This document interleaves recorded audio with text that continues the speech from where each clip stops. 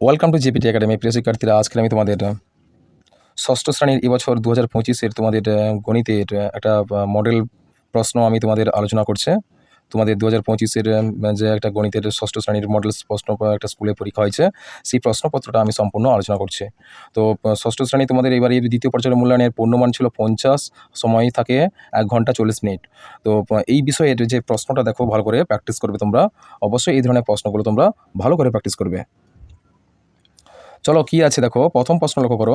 দেখো প্রথম প্রশ্ন বলছে যে সঠিক উত্তরটি নির্বাচন করো।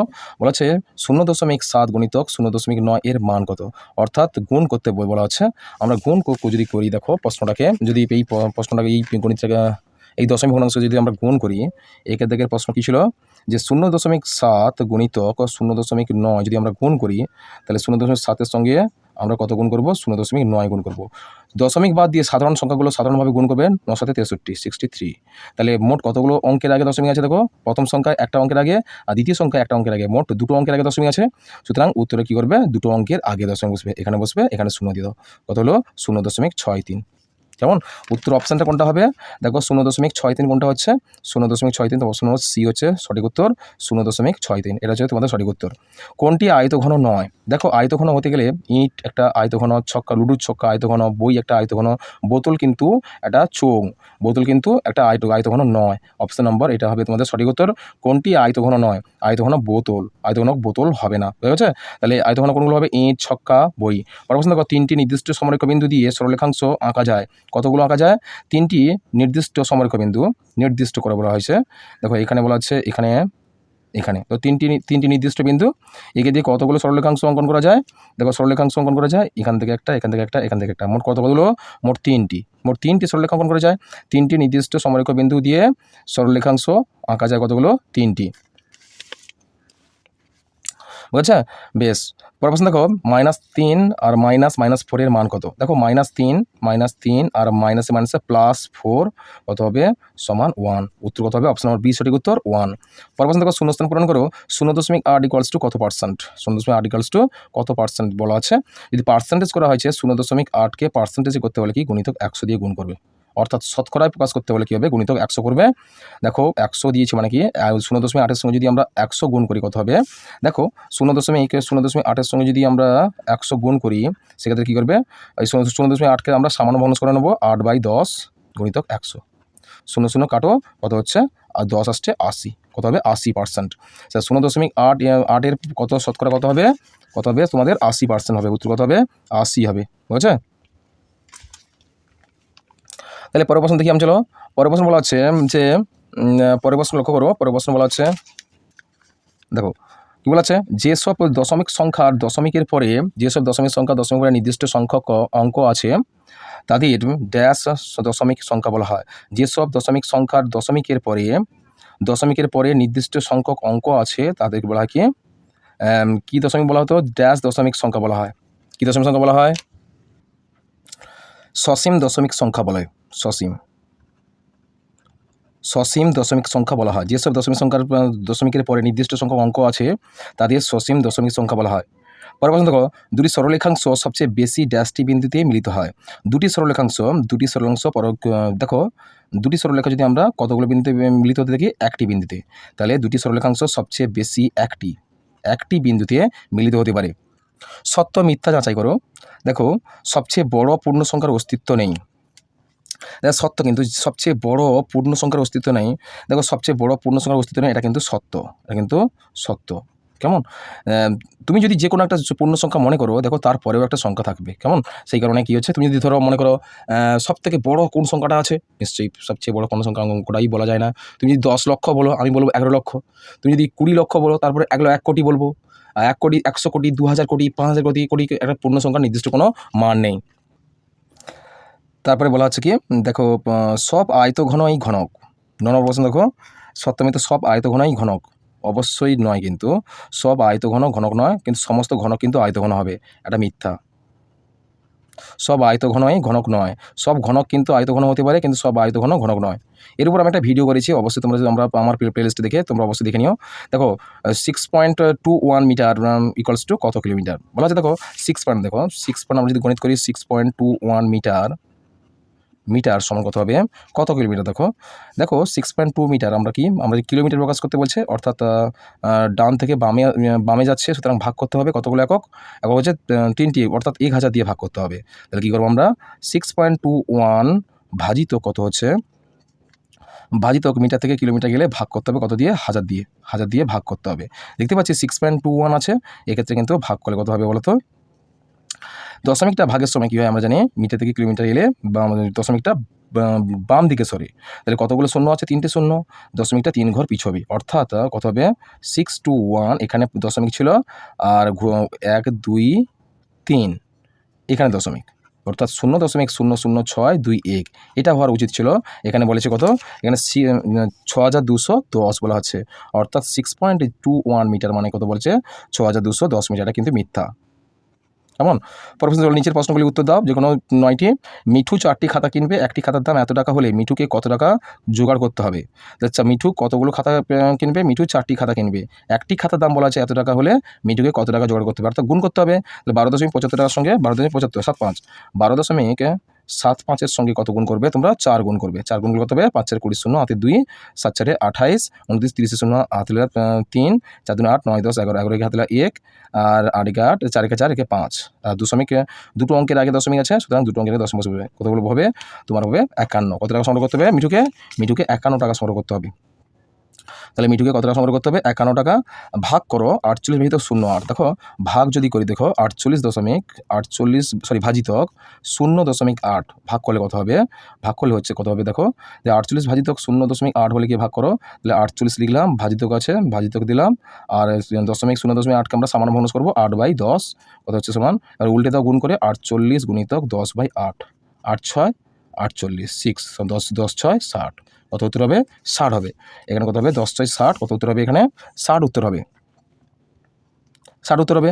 সামান্য ভগ্নাংশে প্রকাশ করো, কত হবে না 3.3 পূর্ণ 1/3, কি বলেছে 3 দশমিক না গুণ দেওয়া আছে, ঠিক বোঝা যাচ্ছে না, গুণিতক হবে নিশ্চয়ই, 3 না এখানে 33 শুধু হবে, 33 পূর্ণ 1/3 বলা হচ্ছে কত, 33 পূর্ণ 1/3% সমান, এর সামান্য ভগ্নাংশ করতে হবে। তাহলে আমরা জানি কি, আমরা পার্সেন্টেজ মানে কি, বাই ইকুয়ালস টু বাই জানি, বাই হান্ড্রেডস, আর নিচে আছে উপরে আছে 33 পূর্ণ 1/3, কত হচ্ছে তোমার 33 3 কত হবে 99, আর একে 100, 100/3, 100/3, আর নিচে কত হচ্ছে 100 ইকুয়ালস টু, তাহলে 100/3 গুণিতক 100 কত হচ্ছে 100, 100 কেটে দাও, কত হচ্ছে বলো তো, শুধুমাত্র 1/3 হচ্ছে, ইকুয়ালস টু কত হচ্ছে 1/3, 1/3 হচ্ছে সঠিক উত্তর। তাহলে 33 পূর্ণ 1/3%, 33 পূর্ণ, এটা 33 কিন্তু হবে, আর 33 পূর্ণ 1/3% সমান কত হবে 1/3, বুঝছে। চলো সামান্য ভগ্নাংশ প্রকাশ করা হয়েছে, ঘনকের প্রান্তিকী বা ধার সংখ্যা বা এবং শীর্ষবিন্দু সংখ্যা লেখো। ঘনকের চিত্র তোমরা অবশ্যই জানো, যে একটা লুডুর ছক্কা যদি আমরা অঙ্কন করি, লুডুর ছক্কা যদি আমরা অঙ্কন করি, সেক্ষেত্রে দেখো, সেক্ষেত্রে কিন্তু লুডুর ছক্কাটা এইরকম হবে, কেমন এরকম লুডুর ছক্কা হবে। সেক্ষেত্রে দেখো লুডুর ছক্কা যদি হয়, তাহলে তার প্রান্তিক বা ধার সংখ্যা বলা আছে কত, এখানে কি বলেছে প্রান্তিকী বা ধার সংখ্যা এবং শীর্ষবিন্দুর সংখ্যা কত হবে, ধার সংখ্যা আর শীর্ষবিন্দুর সংখ্যা তোমাদের কত বের করতে হবে।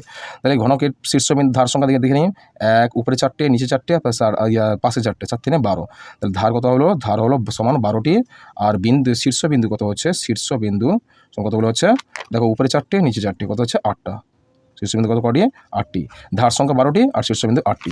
পরের প্রশ্ন চলো দেখি কী বলা আছে, গসাগু নির্ণয় করে। অবশ্যই গসাগুটা এটা করতে হবে, 24 বলেছে, 24 36 আর 54, গসু করে দাও। গসু করলে কত হবে, কত দিয়ে 2 দ্বারা বিভাজ্য হবে, 2 1 2 2 12 দুগুণে 24, 8 দুগুণে 36, আর 2 দুগুণে 4 14 7 27 দুগুণে 54, এবার কত দাও 3 দ্বারা বিভাজ্য হবে, 3 দ্বারা বিভাজ্য হবে, 3 4 12, 3 6 18, 3 9 27, এইটুকু গসাগু কত হবে 6, 3 দুগুণে কত হবে 6, 2 গুণিতক 3 সমান কত হচ্ছে 6 হচ্ছে, হয়েছে। চলো পরের প্রশ্ন কী বলা আছে দেখি। পরের প্রশ্ন বলা আছে যে সংজ্ঞা লেখো, সমবিন্দু সরলরেখাংশ কাকে বলে। না সমবিন্দু সরলরেখাংশ, যে একটা বিন্দুকে কেন্দ্র করে যখন অসংখ্য সরলরেখা অঙ্কন করা হয় তখন তাকে কী বলা হয়, সমবিন্দু সরলরেখাংশ।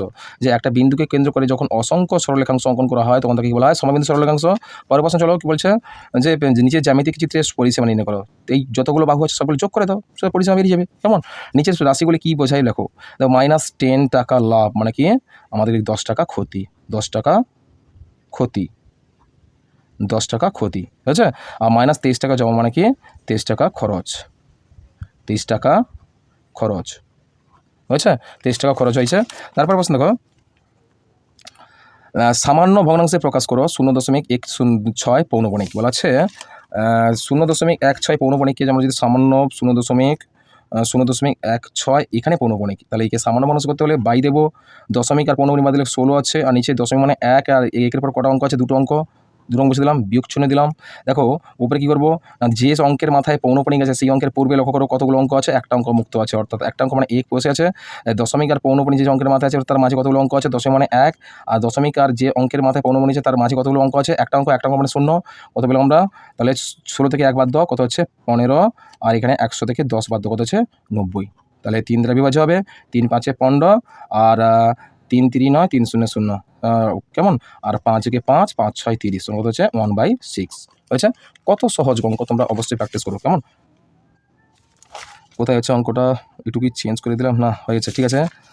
আচ্ছা, বলা আছে তারপরে দেখো, তারপরে প্রশ্নটা বলা আছে, মিস্টেক হয়ে গেল নাকি, আচ্ছা দেখো, ঠিক আছে, বলা আছে -7, এটা ছিল সামান্য ভগ্নাংশে প্রকাশ করো, এটা হয়তো তোমরা দেখতে পাওনি। এবার দেখো -7 এর সঙ্গে কত যোগ করলে -12 পাওয়া যায়। তাহলে দেখো অঙ্কটা খুব ইন্টারেস্টিং অঙ্ক, অবশ্যই তোমরা প্র্যাকটিস করো। দেখো -7, দেখো -7 এর সঙ্গে কত যোগ করলো, মনে করি যোগ করব এক্স, যোগ করব এক্স, যোগ করলে কত হবে -12 হবে, হয়েছে।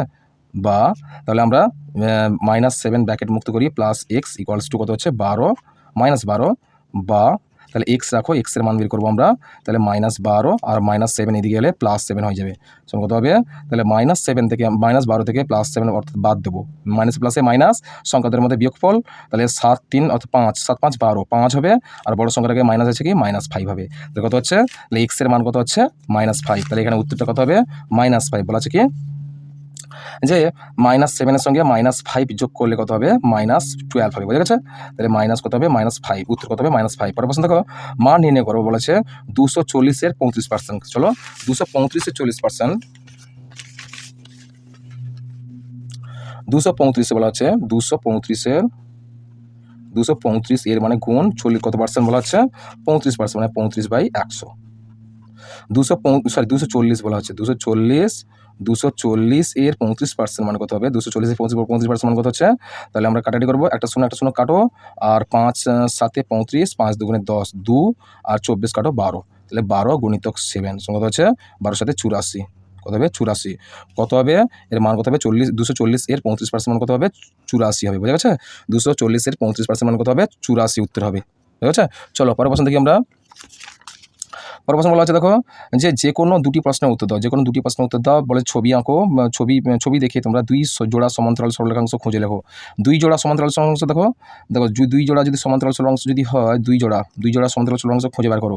তাহলে P Q, Q R S, এটা একটা এক জোড়া হচ্ছে, আবার আর এস, আবার ইউ টি, এই দুটো কিন্তু পরস্পর সমান্তরাল সরলরেখা, 3টি আছে মানে কি দুটো করে লিখবে 2 জোড়া, তাহলে এর সঙ্গে এটা, অর্থাৎ আমরা লিখতে পারি 2 জোড়া মানে 1 জোড়া পাবো এই ক্ষেত্রে একটা, তাহলে পি কিউ, আচ্ছা পি কিউ, দেখতে পাচ্ছ পি কিউ সমান্তরাল আর আর এস, আবার একটা হবে আর এস সমান্তরাল আর ইউটি, আর 2 জোড়া পরস্পর ছেদি সরলরেখাংশ খুঁজে বার করি, পরস্পর ছেদ 2 জোড়া পরস্পরকে ছেদ করছে, এমন করো যে দেখো পি কিউ, দেখো পি কিউ যদি হয়, বা পি কিউ যদি হয়, এটা একটা সরলরেখাংশ, বা পি বি বা পি এ যদি ধরি আমরা, তাহলে এই ক্ষেত্রে হবে পরস্পর ছেদ করছে, তাহলে এটা একটা সরলরেখা, এটা একটা সরলরেখা ছেদ করছে, তাহলে কি পি কিউকে, পি কিউ দেখো পি কিউ ছেদ করছে কোনটা, পি কিউ ও আচ্ছা এম এন, আবার একটা হবে গিয়ে লক্ষ্য করো, আবার আর এস,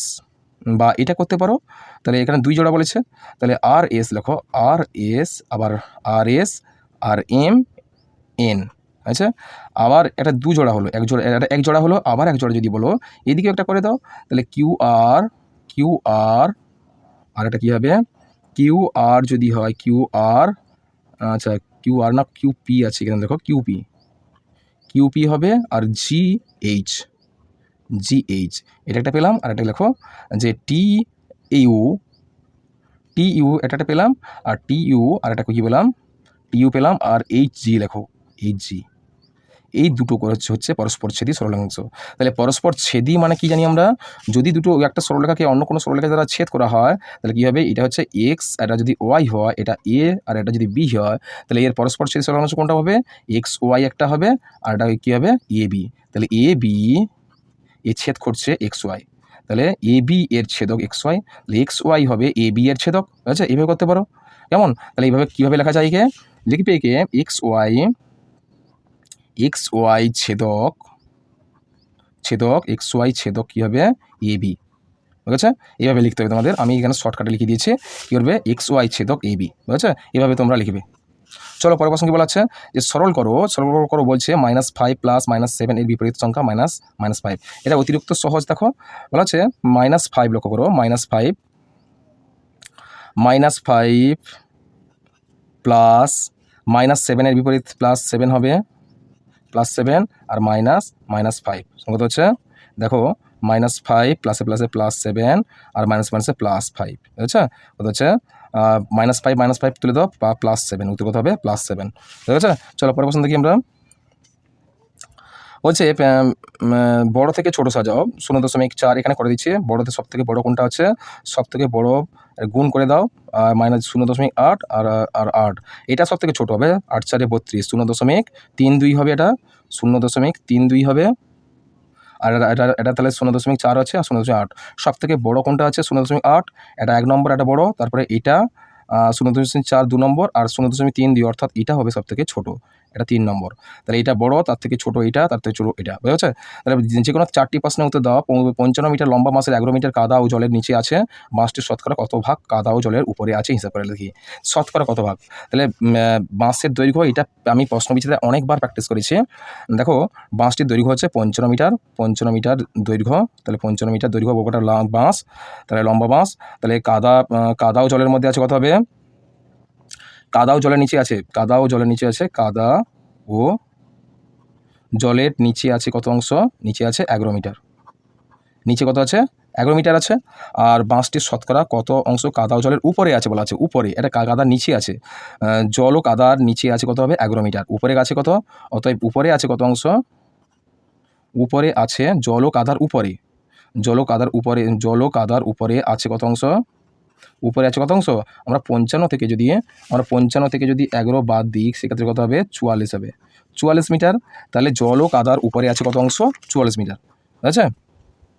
তাহলে শতকরা কত অংশ আছে, তাহলে জল ও কাদার উপরে আছে কত মিটার, দেখো জল 55 মিটারের মধ্যে জল ও কাদার উপরে আছে 44 মিটার, কেমন 44 মিটার, আর 55 মিটার লেখো, সম্পূর্ণ ভাষা তোমরা দেবে। তাহলে 1 মিটারের মধ্যে কত আছে 44/55, আর শতকরা বলেছে 100তে কত হবে 44/55 গুণিতক 100, তাহলে 44, 11 4 44, 11 5 55, তাহলে 5 20 100 সমান 20 গুণিতক 4, কত হচ্ছে 20 4 80, 80% কত আছে, 80% জল ও কাদার উপরে আছে, 80% কত আছে, জল ও কাদার উপরে আছে, ঠিক আছে? চলো পরের প্রশ্ন কি আছে দেখি আমরা। তাহলে বলা হচ্ছে সরলতম মান নির্ণয় করো, এটা কিন্তু তোমরা গুণ করে ভাগ করবে। তাহলে সরলতম মান নির্ণয় করতে বলা হচ্ছে, কি বলা আছে, তাহলে 7, দেখো 7 পয়েন্ট বলা আছে 7.8 বিয়োগ 7.8 গুণিতক 0.2 ভাজিতক 1.2 হয়ে গেছে। তাহলে আমরা কী করবো, প্রথমে গুণ করে বিয়োগ করব।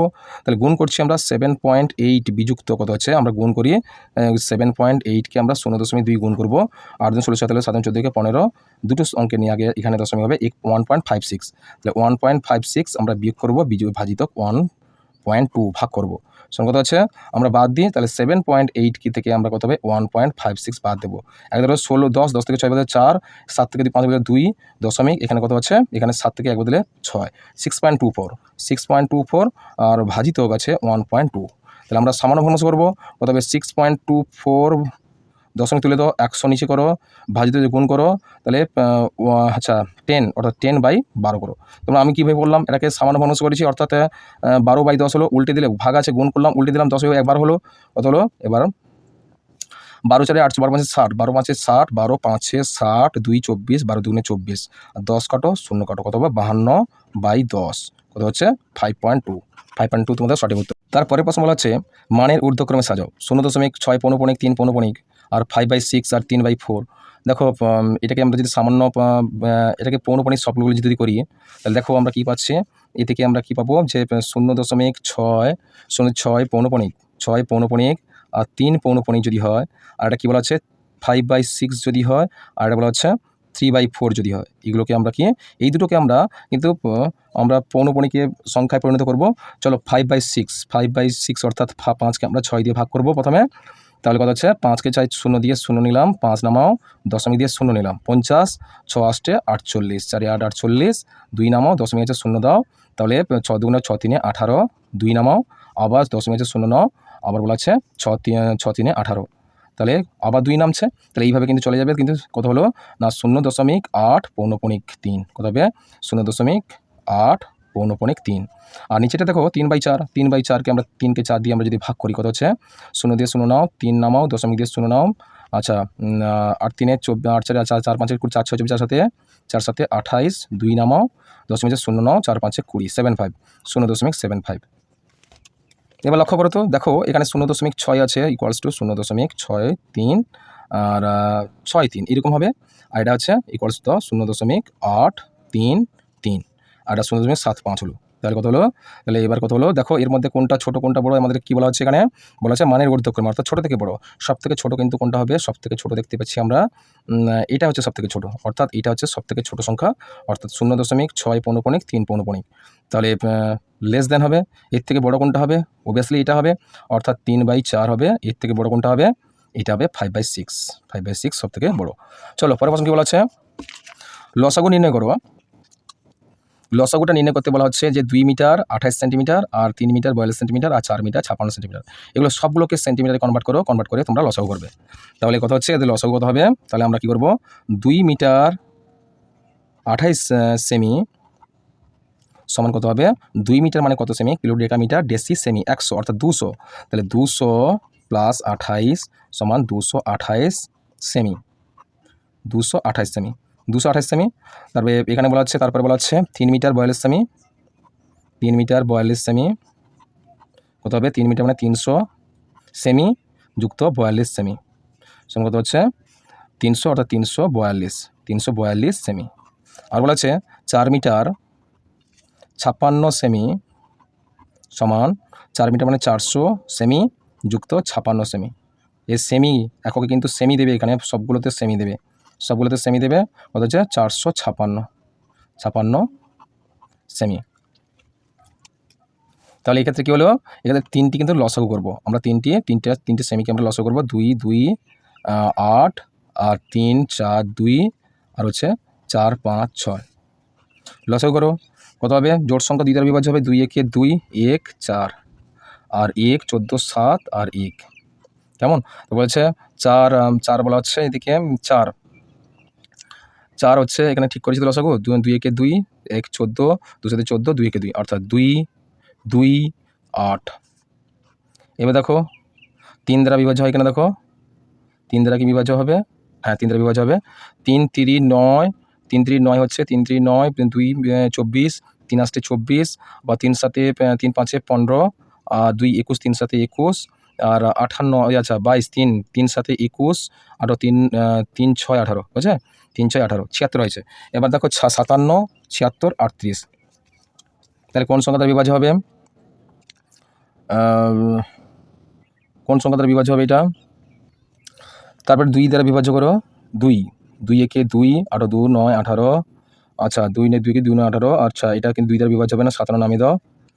আর 76 আছে, 76 আনো, 76 কত হবে, 2 দ্বারা 2 3 6 2 3 6 16 2 8 16, তাহলে 57 আর 9 3 27 19, 19 দ্বারা বিভাজ্য হবে, তাহলে এখানে 19 দ্বারা বিভাজ্য করো, 19 1 19 19 3 57 আর 38টা নামিয়ে ফেলো, 38 যাবে না,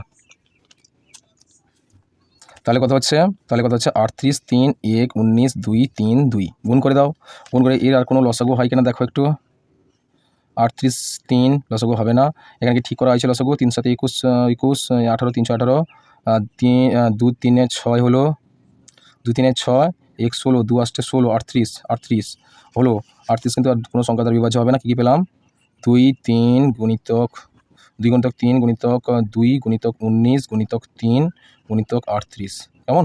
তাহলে কত হলো? তোমরা গুণ করে ফেলো, 3 থেকে এই সবগুলোকে গুণ করো, সবগুলো গুণ করে যা মান হবে সেটা হবে তোমাদের লসাগু মান, বুঝেছো? এভাবে গণিতটা করবে। তারপরে বলা আছে, দেখো শেষেরটা বলা আছে, একটি ব্যাগের দোকানে সপ্তাহের প্রথম 3 দিনের ব্যাগ বিক্রির তালিকা দেওয়া হলো, সেটা তোমাদের স্তম্ভচিত্র অঙ্কন করবে এইভাবে দিয়ে, রবিবার, সোমবার, মঙ্গলবার 3টি স্তম্ভচিত্র অঙ্কন করবে। তাহলে এদিকে ধরো, এদিকে একটা ওয়াই অক্ষ, একটা এক্স অক্ষ দেবে, একটা ওয়াই অক্ষ দেবে, আর শূন্য দেবে। তাহলে ধরো এক একক ধরে ধরো, এখানে ধরো 5 দ্বারা করো, 5 দিয়ে করো, 5 কত সর্বোচ্চ আছে 40, তাহলে কত হবে? 8 5 40, 8টা বার হবে। তাহলে 1 2 3 4 5 6 7 8, 8টা বার করো। এই ক্ষেত্রে বলা আছে, ধরো এই ক্ষেত্রে হচ্ছে রবিবার, ধরো রবিবার, তারপরে হচ্ছে সোমবার, তারপরে হচ্ছে মঙ্গলবার। মনে রাখবে একটা নির্দিষ্ট ডিস্টেন্স যেন থাকে, প্রতিটা স্তম্ভের মধ্যে যেন একটা নির্দিষ্ট ডিস্টেন্স থাকে, 1 সেন্টিমিটার করে ধরবে। প্রতিটা স্তম্ভের মাঝে কিন্তু গ্যাপ থাকবে 1 সেন্টিমিটার করে, কেমন? তাহলে গ্যাপ করে তোমরা একটা স্তম্ভচিত্র অঙ্কন করবে, গ্যাপ করে একটা স্তম্ভচিত্র অঙ্কন করবে, কেমন? তাহলে 3টি বার হবে, রবিবার, সোমবার, মঙ্গলবার 3টি বার হবে। তাহলে প্রথম বারেগুলো আছে, এটা হচ্ছে 5 10 15 20, আচ্ছা 25 30, তারপরে 35, তারপরে 40। তাহলে রবিবার আছে 40, সর্বোচ্চ 40 এই পর্যন্ত বার টানবে। তারপরে আছে সোমবার আছে কত? 30 আছে, সর্বোচ্চ 30 কোথায়? এই সোজা হবে। আর মঙ্গলবার আছে কত? 35, অর্থাৎ 30-এর উপরে 35 টানবে, বুঝেছে? তাহলে এইভাবে তোমরা স্তম্ভচিত্রগুলো অঙ্কন করবে। এগুলো বলা হচ্ছে কি, রবিবার, সোমবার, মঙ্গলবার, এগুলো স্তম্ভচিত্রগুলো অঙ্কন করে এইভাবে তোমরা নাম দেবে। এদিকটা হবে বার, ব্যাগের সংখ্যা, এদিকটা হবে ব্যাগের সংখ্যা, এদিকটা হবে বার, বা তীর চিহ্নটা তোমরা এদিকে করবে। আর এটা হচ্ছে ব্যাগের সংখ্যা, এদিকটা তীর চিহ্ন দিয়ে দেবে, ব্যাগের সংখ্যা, ব্যাগের সংখ্যা, ব্যাগের সংখ্যা দিয়ে দেবে। তার বলা আছে এদিকে একক দেবে কি, যে 1 ঘর সমান বলবে, 1 ঘর সমান 5টি ব্যাগ, 1 ঘর সমান কি 5টি ব্যাগ, এটা অবশ্যই তোমরা দেবে এই এককটা, কেমন? তো আমি এই প্রশ্নটা সম্পূর্ণ সমাধান করলাম। আশা করি এখান থেকে যদি সাহায্য পাও, আমি আশা করি এইভাবে প্রশ্নগুলো আসার সম্ভাবনা থাকবে। তোমরা অবশ্যই এটা প্র্যাকটিস করবে, কেমন? তো আজকে এই পর্যন্ত।